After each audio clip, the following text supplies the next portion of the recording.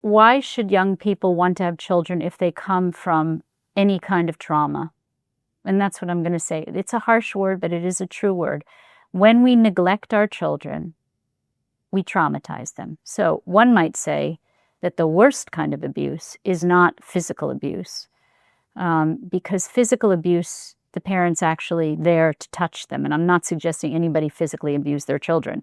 But the worst kind of abuse can be the most nuanced one, which people don't necessarily even recognize as abuse, which is neglect.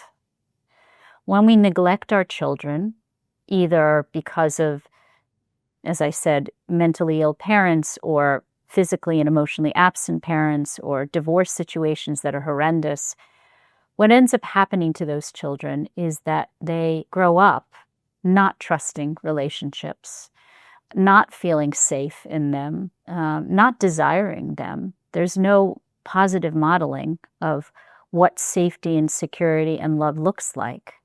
I always say that if you don't prioritize your children above everything else, and I mean men and women, if you are so either preoccupied with your own career or ego or vanity or need for power or need for money, and that's different than providing for your family, because fathers have this hormone called vasopressin. It's called the protective aggressive hormone. And when they have a baby, it makes them want to protect their children and financially support their children. At least that's the way it used to be. Young men are so depressed now, it doesn't get turned on. Really? Mm-hmm. There's a lot of depression in young men and young fathers. But that is evolutionarily what that's the hormone that turns on in men. So they say, I want to support my children. Their children.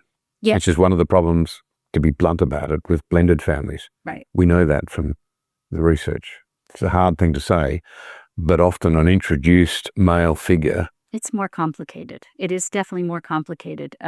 But what I will say is that you take a traumatized child and then you ask that child why they don't want to have children. And for me, it seems quite obvious that, yes, I suppose you could say they don't want to have children because they can't buy a house or economic reasons or, the world is gone to pot, or those aren't the reasons. Again, there has always been financial instability. Maybe it's harder than ever to live the life of your parents, but it's not for financial reasons that the majority of them are not having children. I mean, I do believe governments have to make it easier for them to have a good life and have a home and, provide for their families. But in the end, what makes you not want to have children? Because if you look at the rest of the world, most people in the rest of the world outside of the Western world are very poor, and they love their children and they love having children. In fact, for poor families, having children is the main joy in their life. You could say that with economic prosperity come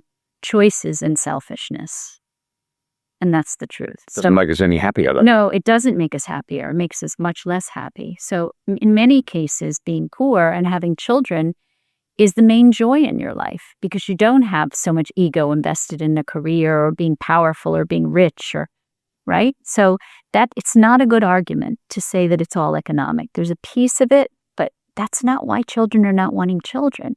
They're not wanting children because their parents were selfish and never really gave to them in a way that put their own needs aside. And so what was modeled for them of the joy of having children? Parents today, I find them to be kind of very beleaguered, and partly because of this narrative that we've sort of projected onto them, that they have to do everything, be work and be at home and do it all, so that's a very dangerous narrative for women.